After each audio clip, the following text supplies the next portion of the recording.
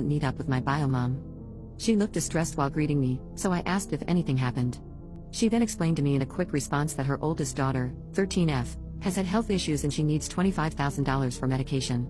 She also accumulated over $20,000 in various medical bills and asked if I could pay it off. For context, after graduating and receiving my postgraduate diploma, I landed my dream job that earned a good sum of money. I'm certain she may have heard about where my job was from somewhere and saw it as an opportunity. She gave me time to think about it, but it didn't take very long for me to text her saying no. I felt used and exploited.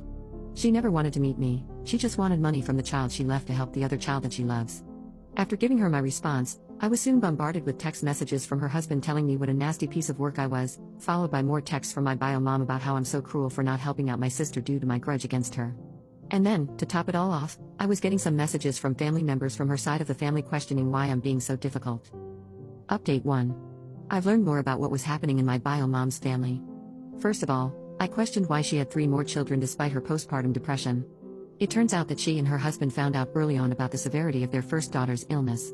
They had 2 additional children, 11M and 7F, as savior siblings for their oldest daughter's medical treatment, but neither of them were matches. How cruel is that? I've currently blocked her and her husband. I didn't go into this expecting to reconnect with my bio mom.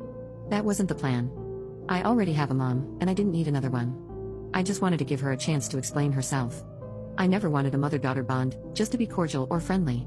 My family supported me in meeting my bio mom, and I didn't blindside them. I'm happy with my own family and don't need her to complete it. It's not her leaving that bothers me, it's her current actions. But even through all that, I will sympathize with her only on the basis that she suffered from PPD. When my bio mom left, my grandparents and biological aunt stood by my dad.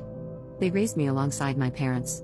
They say she's always been mentally unstable and manipulative. I feel bad for my half-sister, but I can't give her the money. Sometimes I wish I had ignored my bio mom from the beginning.